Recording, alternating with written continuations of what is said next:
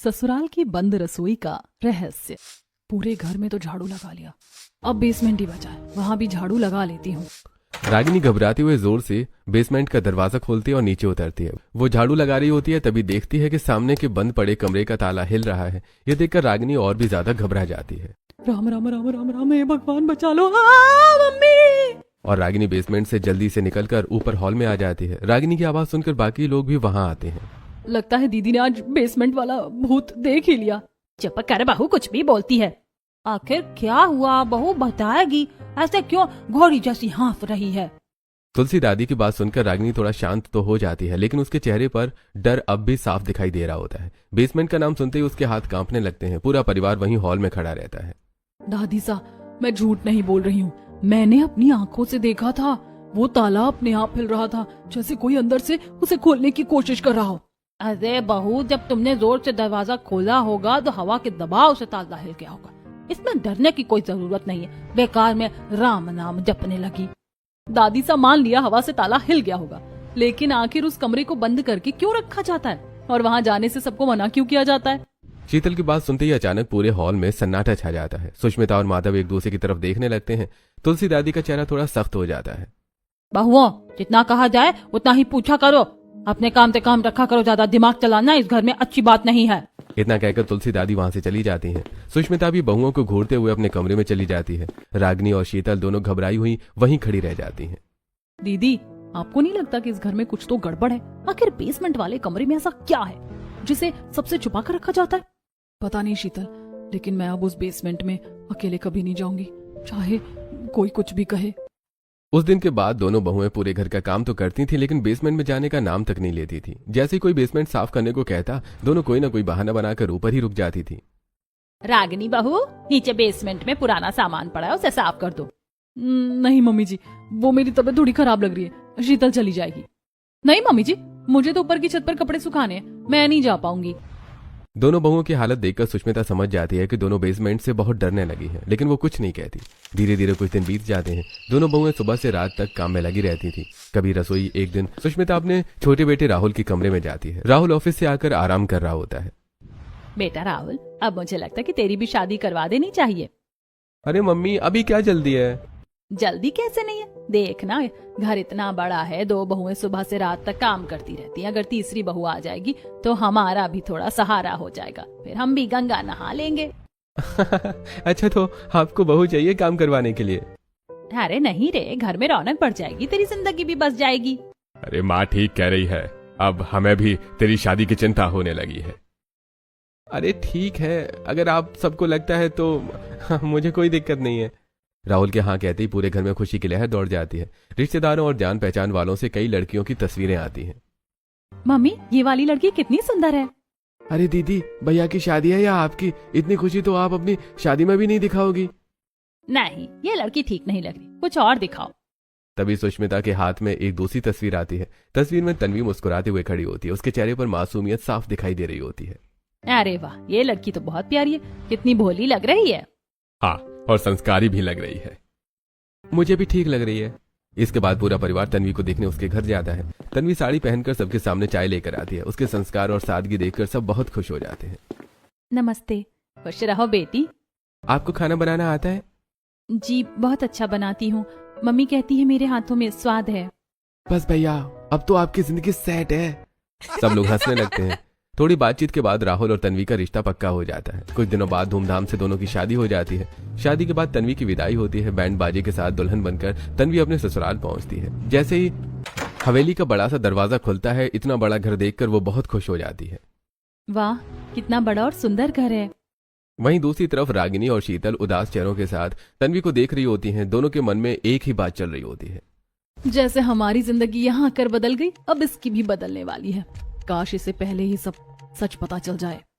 लेकिन तन्वी बहुत चंचल स्वभाव की होती है। वो तुरंत दोनों के पास चली जाती है। क्या हुआ दीदी, आप लोग खुश नहीं हो क्या मेरे आने से? अरे नहीं नहीं, ऐसी कोई बात नहीं, हम तो बहुत खुश हैं। हमने तो तुम्हारे लिए डांस भी तैयार किया है। सच में? फिर जल्दी दिखाइए ना।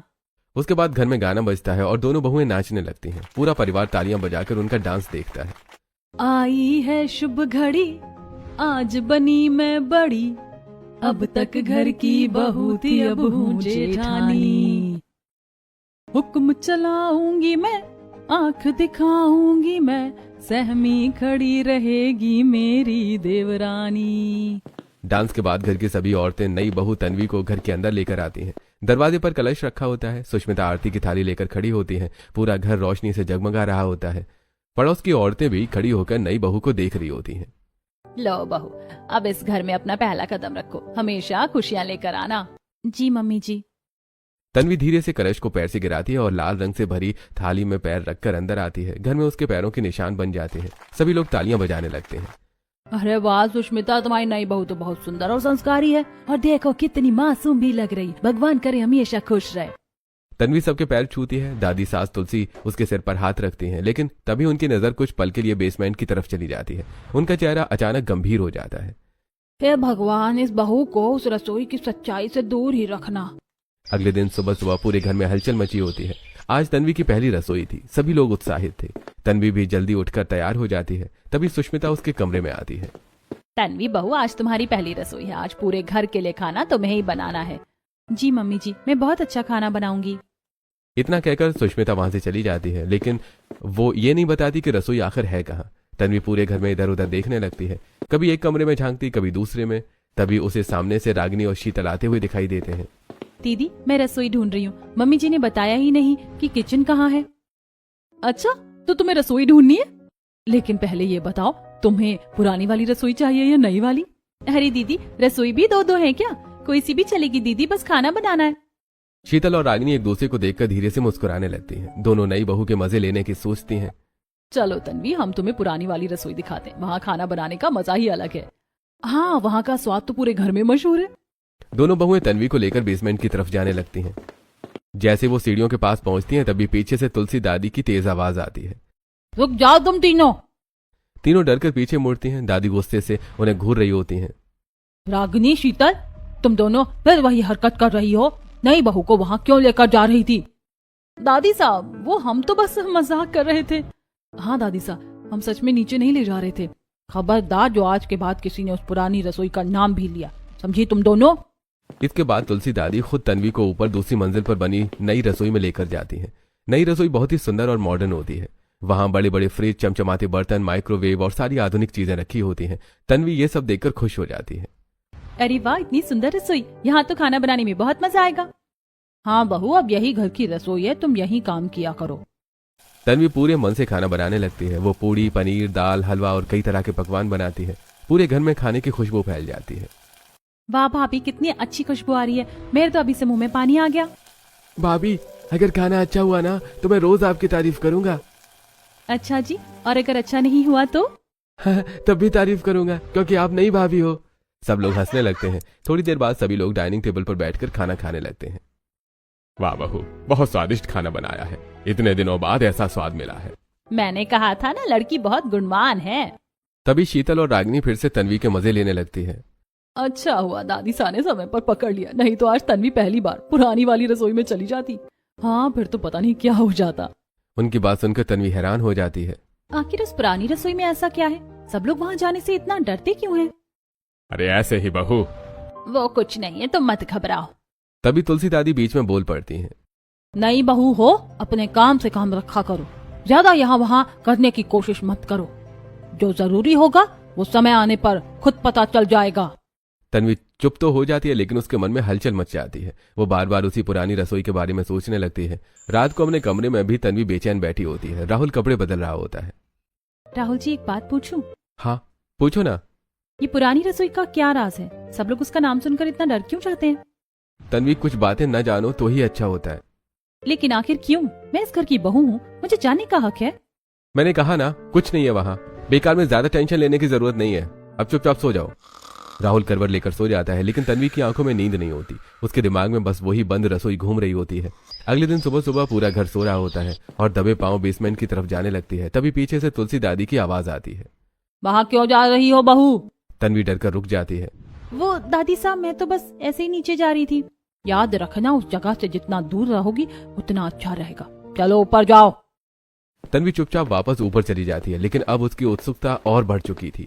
ऐसे कुछ दिन बीत जाते हैं। धीरे धीरे तन्वी भी अपने ससुराल के माहौल में ढलने लगती है। वो सबका ख्याल रखती है, घर के काम करती है और सबके साथ हंसती बोलती रहती है। एक दिन घर के सभी लोग मंदिर गए हुए थे। घर में सिर्फ तीनों बहुएं होती हैं। मौका देखकर तन्वी चुपके से बेसमेंट की तरफ बढ़ती है। आज तो पता लगा कर ही रहूंगी, आखिर उस रसोई में ऐसा क्या छुपा है। वो धीरे धीरे सीढ़ियां उतरती है। नीचे बहुत अंधेरा होता है, दीवारों पर जाले लगे होते हैं, हवा की आवाज से डरावना माहौल बन रहा होता है। तभी तन्वी की नजर सामने पड़े एक पुराने दरवाजे पर जाती है, जिस पर बड़ा सा ताला लगा होता है। यही होगी वो पुरानी रसोई। तभी ऊपर से बेसमेंट का दरवाजा खुलने की आवाज आती है। सीढ़ियों पर किसी के कदमों की ईको गूंजने लगती है। ठक ठक ठक। आवाज सुनकर तन्वी डर जाती है। उसके हाथ पैर कांपने लगते हैं। वो जल्दी से ऊपर की तरफ भागती है। तभी सामने सुष्मिता खड़ी दिखाई देती है। तन्वी, तुम नीचे क्या कर रही थी? मम्मी जी वो मैं तो बस ऐसे। आज के बाद बेसमेंट के आसपास भी दिखाई मत देना, समझी? तन्वी डरकर ऊपर चली जाती है। एक दिन तीनों बहुएं कमरे में बैठी बातें कर रही थी। बाहर तेज बारिश हो रही थी। अचानक तन्वी फिर वही सवाल पूछ लेती है। दीदी, आखिर उस रसोई के पीछे ऐसा कौन सा राज है जिसकी वजह से घरवाले हमें वहां नहीं जाने देते? सच कहूं तन्वी, हमें भी पूरा सच नहीं पता, लेकिन दादी सा जरूर सब जानती हैं। तभी वहां तुलसी दादी आ जाती है। उनकी बातें सुनकर वो कुछ पल चुप रहती हैं, फिर गहरी सांस लेकर बैठ जाती हैं। आज तुम लोगों को सच जान ही लेना चाहिए। सालों पहले की बात है। वही पुराना घर, वही बेसमेंट वाली रसोई। उस समय घर में मिट्टी के चूल्हे पर खाना बनता था। तुलसी दादी की छोटी बहू पल्लवी बहुत हंसमुख और मेहनती थी। माँ जी, आज मैं पूरे परिवार के लिए खीर बनाऊंगी। खुश रहो बहू, तुम्हारे आने से घर में रौनक आ गई है। पल्लवी रसोई में खाना बना रही होती है। तभी गलती से मिट्टी के तेल का डिब्बा गिर जाता है। तेल पूरे फर्श पर फैल जाता है और अचानक चूल्हे की आग भड़क उठती है। बचाओ बचाओ, आग लग गई। कुछ ही सेकंड्स में पूरी रसोई आग की लपटों में घिर जाती है। पल्लवी अंदर फंस जाती है। वो चीखती रहती है, लेकिन कोई उसे बचा नहीं पाता। माँ जी, बचा लीजिए मुझे। पूरा परिवार दौड़कर आता है, लेकिन तब तक बहुत देर हो चुकी होती है। पल्लवी उसी रसोई में जलकर मर जाती है। उस दिन के बाद से हमने उस रसोई को हमेशा के लिए बंद कर दिया, लेकिन कई बार रात में वहां से आवाजें आती हैं। ऐसा लगता है जैसे पल्लवी आज भी वहीं भटक रही हो। हे भगवान, मतलब सच में वहां आत्मा है। इसीलिए हम किसी को वहां नहीं जाने देते। हम नहीं चाहते इस घर में फिर कोई अनहोनी हो। दादी सा, अब हम कभी बेसमेंट में नहीं जाएंगे। तीनों बहुएं डर के एक दूसरे का हाथ पकड़ लेती हैं। बाहर बिजली कड़कती है और पूरा माहौल और भी डरावना हो जाता है। पल्लवी की मौत की सच्चाई जानने के बाद तीनों बहुएं बहुत ज्यादा डर चुकी होती हैं। रात होते ही पूरा घर उन्हें डरावना लगने लगता है। बेसमेंट की तरफ देखने तक की हिम्मत नहीं होती थी। अगले दिन रात का समय होता है। पूरा घर सो चुका था। चारों तरफ सन्नाटा फैला होता है। तभी अचानक छम छम छम पायल की आवाज पूरे घर में गूंजने लगती है। असल में छोटी नंद ऋचा शरारत कर रही होती है। उसने पैरों में भारी पायल पहन रखी होती है और वो धीरे धीरे तीनों बहुओं के कमरे के बाहर घूम रही होती है। ये कैसी आवाज? इतनी रात को कौन घूम रहा है? तन्वी की आंखें डर से बड़ी हो जाती हैं। उसके पूरे शरीर में कंपकपी छूटने लगती है। पायल की आवाज धीरे धीरे और तेज होने लगती है। छम छम छम। हे भगवान, कहीं ये वही पल्लवी चाची की आत्मा तो नहीं? तभी डर के मारे अपने बिस्तर पर बैठ जाती है तन्वी। ऋचा फटाक से भागकर छत पर चली जाती है। वहां जाकर वो जानबूझकर जोर जोर से चलने लगती है ताकि पायल की आवाज और दूर तक जाए। बगल वाली छत पर पड़ोसन कमला गर्मी की वजह से सो रही होती है। अचानक पायल की आवाज सुनकर उसकी आंखें खुल जाती हैं। वो आधी नींद में सामने देखती है तो उसे सफेद कपड़ों में एक साया छत पर घूमता हुआ दिखाई देता है। अरे बाप रे, ये कौन घूम रहा है छत पर? कहीं भूत प्रेत तो नहीं? कमला डर के मारे तुरंत अपनी चादर सिर पर डाल लेती है। उधर ऋचा जल्दी से नीचे भागती है। अपने कमरे में जाकर पायल उतारती है और चुपचाप सो जाती है। अगली सुबह तीनों बहुएं बहुत डरी हुई बैठी होती हैं। उनके चेहरों पर रात का डर साफ दिखाई दे रहा होता है। मम्मी जी, कल रात मैंने साफ साफ पायल की आवाज सुनी थी। कोई हमारे कमरे के बाहर घूम रहा था। हाँ मम्मी जी, मुझे भी लगा जैसे कोई छत पर चल रहा हो, और रात भर मेरे कमरे की खिड़की अपने आप हिल रही थी। लेकिन उनकी बातें सुनकर घरवाले हंसने लगते हैं। अरे भाभी, आप लोग भी ना हॉरर कहानी सुनकर खुद ही डर गई हो। अरे हाँ तन्वी, तुम्हें वहम हुआ होगा। रात में ज्यादा डरोगे तो दिमाग खुद ही आवाजें सुनने लगता है। लेकिन कोने में बैठा शिवम धीरे धीरे मुस्कुरा रहा होता है, क्योंकि उसे पता होता है कि यह सब ऋचा की शरारत थी। अगली रात शिवम खुद भी मजे लेने का सोचता है। वो एक सफेद चादर ओढ़ लेता है और आधी रात को धीरे धीरे घर में घूमने लगता है। उसी समय रागिनी पानी पीने के लिए कमरे से बाहर निकलती है। तभी सामने सफेद साया देखकर उसकी चीख निकल जाती है। भूत!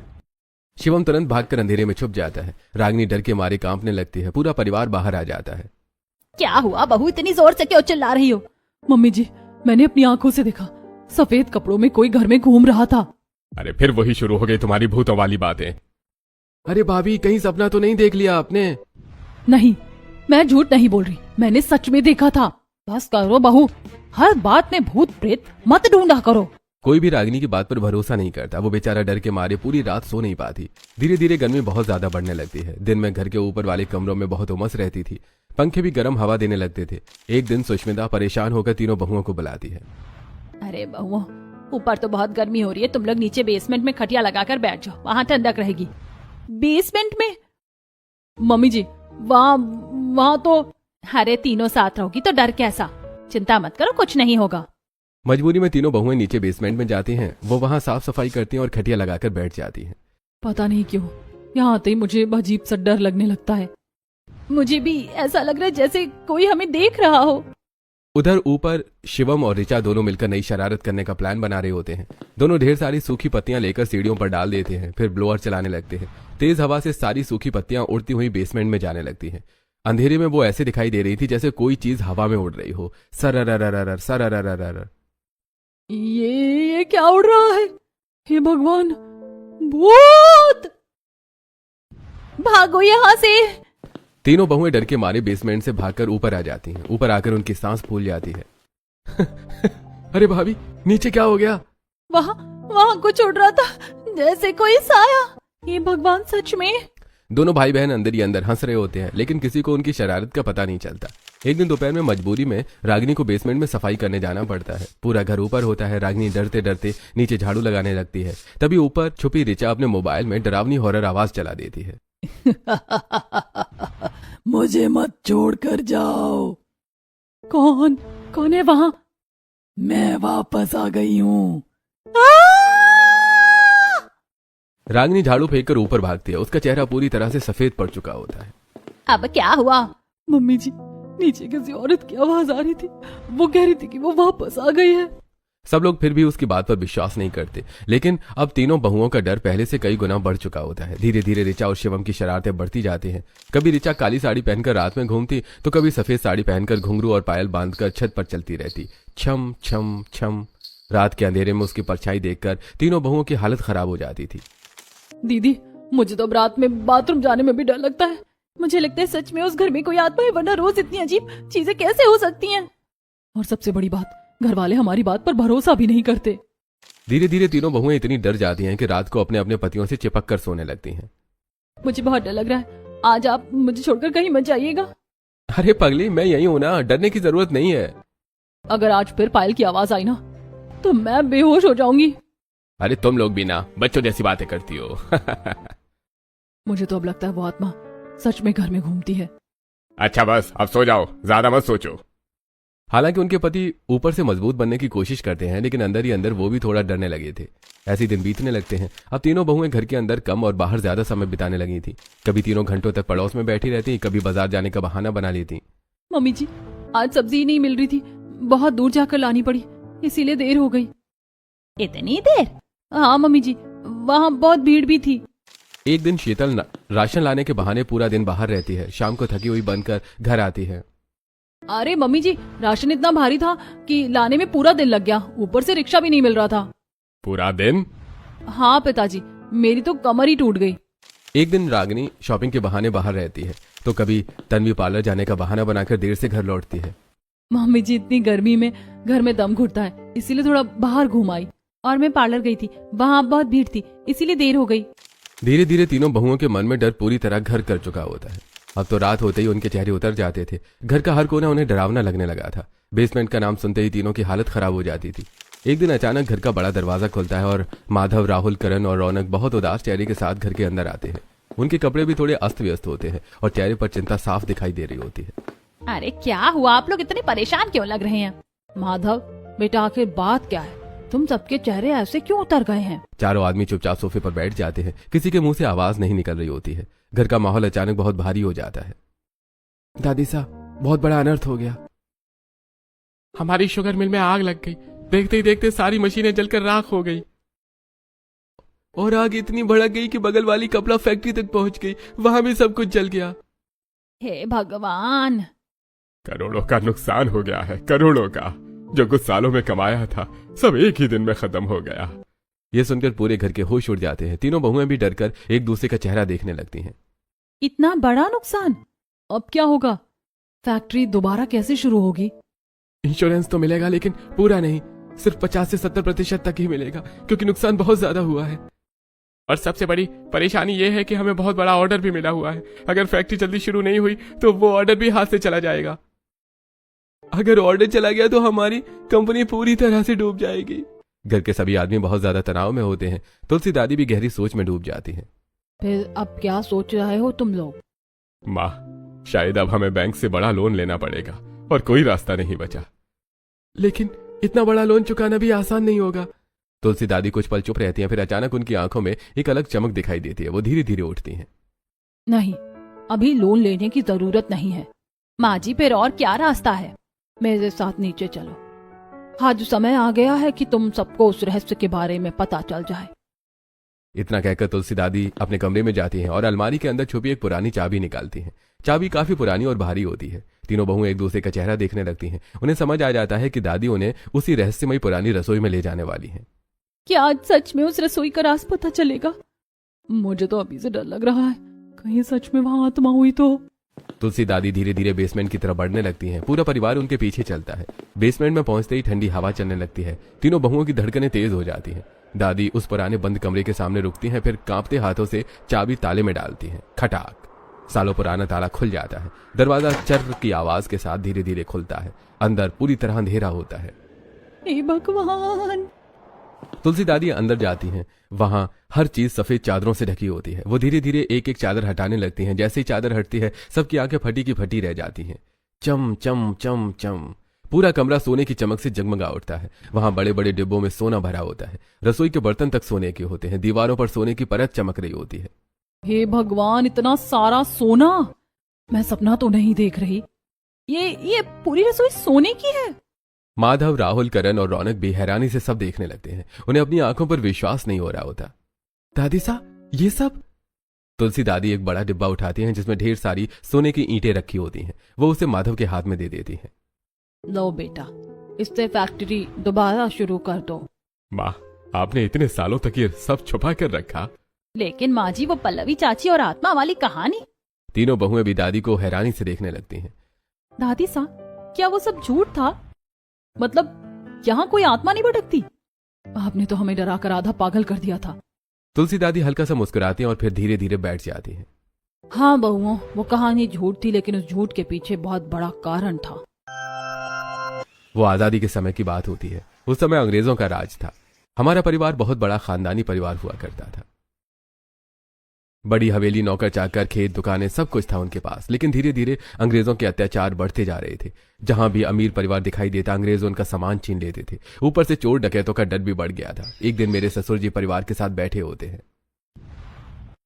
अरे, अगर हमने कुछ जल्दी नहीं किया तो अंग्रेज हमारा सब कुछ लूट कर ले जाएंगे। फिर अब क्या करेंगे जी? हमें अपनी सारी दौलत छुपानी पड़ेगी, ऐसी जगह जहां किसी को शक भी ना हो। उसके बाद उन्होंने अपनी जमीनें, दुकानें और बाकी संपत्ति धीरे धीरे बेचनी शुरू कर दी, लेकिन किसी को पता नहीं चलने दिया। अरे ठाकुर साहब, आप अपनी जमीन क्यों बेच रहे हैं? क्यों, क्या करें भाई, कारोबार में बहुत नुकसान हो गया। अब तो हालत खराब हो चुकी है। धीरे धीरे उन्होंने सारी दौलत को सोने में बदलना शुरू कर दिया। बड़े बड़े डिब्बों में सोना भरवाया गया। पैसा कोई भी चुरा सकता है, लेकिन अगर सब कुछ सोने में बदलकर छुपा दिया जाए तो हमारी आने वाली पीढ़ियां हमेशा सुरक्षित रहेगी। उसके बाद उन्होंने हवेली के बेसमेंट में गुप्त रूप से एक रसोई बनवाई। बाहर से दिखने में वो बिल्कुल साधारण रसोई लगती थी, लेकिन अंदर पूरी तरह सोना छुपाया गया था। अरे ठाकुर साहब, इतनी गुप्त जगह पर रसोई क्यों बनवा रहे हैं? जितना कहा जाए उतना ही काम करो, ज्यादा सवाल मत पूछा करो। रसोई बनने के बाद उन्होंने वहां बड़ा ताला लगा दिया और पूरे गांव में खबर फैला दी कि उनका परिवार अब गरीब हो चुका है। अरे भाई, ठाकुर साहब तो पूरी तरह बर्बाद हो गए। अब उनके पास कुछ नहीं बचा। यही कारण था कि वो ना चोर उनके घर आते थे और ना अंग्रेजों को उन पर शक होता था। उसी दिन से ये रहस्य सिर्फ घर के बड़े लोगों तक ही सीमित रहा, ताकि कोई बाहर वाला इस सोने के बारे में ना जान सके। माँ, आपने आज हमारा घर बर्बाद होने से बचा लिया। अगर ये सोना नहीं होता तो शायद हम सब खत्म हो जाते। दादी साहब ने तो हमें सच में डरा ही दिया था। हम तो सच में आत्मा समझ बैठे थे, और ऊपर से रिचा और शिवम की शरारतों ने तो हमारी जान ही निकाल दी थी। इतना सुनते ही रिचा और शिवम धीरे धीरे मुस्कुराने लगते हैं। वो हम तो बस थोड़ा मजाक कर रहे थे। लेकिन भाभियां तो सच में बहुत डर गई थी। अच्छा, तो ये सब तुम दोनों की शरारत थी? रुको, आज तुम दोनों की खबर लेते हैं। पूरा परिवार हंसने लगता है। इतने दिनों बाद घर का माहौल फिर से खुशियों से भर जाता है। लेकिन याद रखना, ये राज सिर्फ घर की 4 दीवारी तक ही रहना चाहिए। अगर बाहर किसी को पता चला तो मुसीबत खड़ी हो सकती है। जी, ये रहस्य हमेशा रहस्य ही रहेगा। जी, ये रहस्य हमेशा रहस्य ही रहेगा। कुछ दिनों बाद अरे दीदी, याद है पहले हम इसी बेसमेंट में आने से डरते थे, और अब देखो यहीं बैठकर आम खा रहे हैं।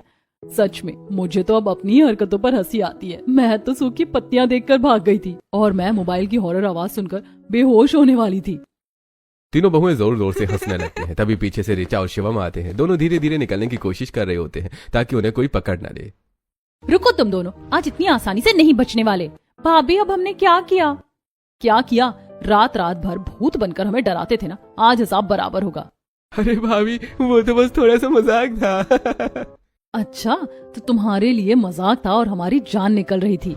तीनों बहुएं मिलकर रिचा और शिवम की अच्छी खैर लेती हैं। कभी उन्हें बेसमेंट साफ करवाती, कभी ढेर सारे बर्तन धुलवाती, तो कभी बाजार से भारी सामान उठवाती। दादी साहब, देखिए ना, भाभी हमसे नौकरों जैसा काम करवा रही हैं। बिल्कुल सही कर रही हैं। जितना डराया है ना तुम दोनों ने, उतनी सजा तो बनती है। अब पता चलेगा भूत बनने का नतीजा।